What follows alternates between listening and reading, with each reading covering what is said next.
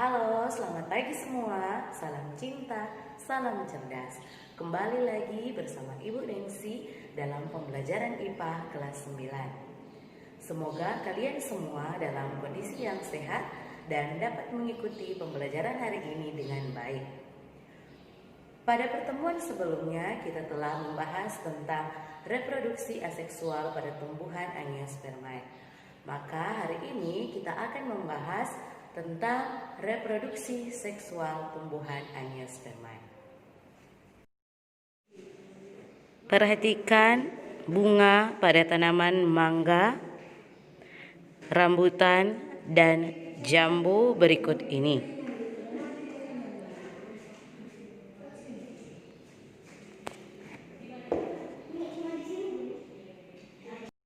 Jika kita amati lebih saksama, di dalam bunga yang akan menghasilkan biji terdapat sel kelamin jantan dan sel kelamin betina yang digunakan tanaman dalam proses fertilisasi untuk menghasilkan biji yang nantinya akan berkembang menjadi tumbuhan baru.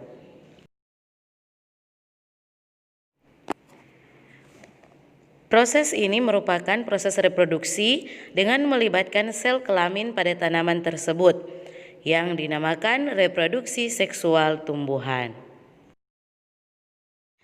Tahukah kamu di mana letak sel kelamin pada tumbuhan?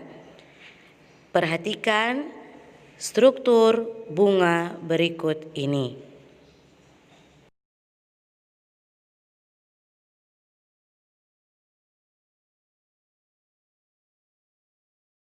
Yang pertama, kepala putih merupakan alat kelamin betina. Yang kedua, mahkota bunga, fungsinya menarik serangga untuk hinggap dan membantu proses penyerbukan. Yang ketiga, benang sari merupakan alat kelamin jantan. Yang keempat, bakal biji, di mana tempat terjadinya pembuahan. Yang kelima, kelopak bunga, melindungi mahkota bunga ketika masih kuncup. Dan yang keenam, tangkai bunga sebagai penopang dan penghubung antara tangkai bunga dengan ranting. Selanjutnya kita masuk pada bagian penyerbukan. Perhatikan gambar berikut ini. Lebah dan bunga mempunyai hubungan saling menguntungkan, di mana lebah dapat mengambil madu dari bunga dan bunga dapat melakukan penyerbukan dengan bantuan lebah.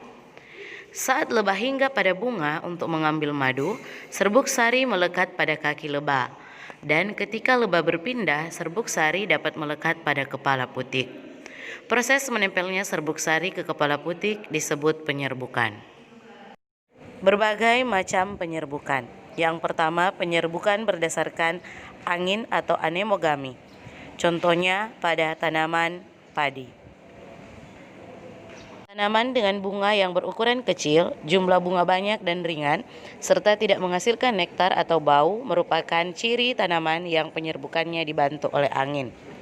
Yang kedua, penyerbukan burung atau ornitogami. Penyerbukan yang terjadi dengan bantuan burung. Contohnya pada tanaman dadap atau bunga cangkring.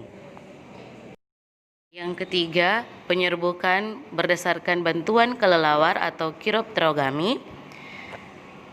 Contohnya pada kaktus.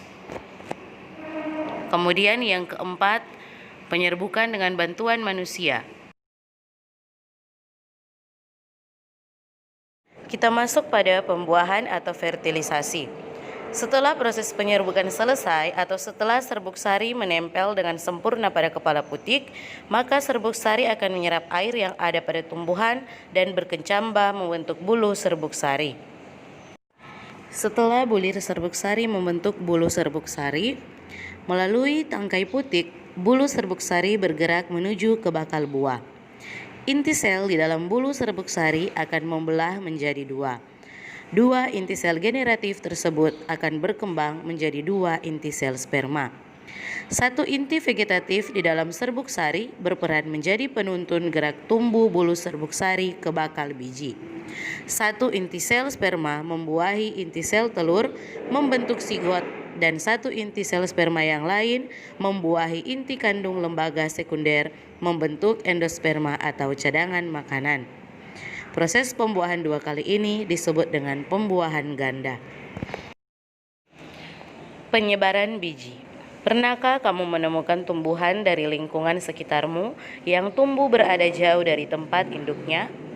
Hal itu dapat terjadi karena tumbuhan melakukan pergerakan biji atau benih tumbuhan induknya yang disebut penyebaran biji. Perhatikan gambar tumbuhan dandelion berikut ini.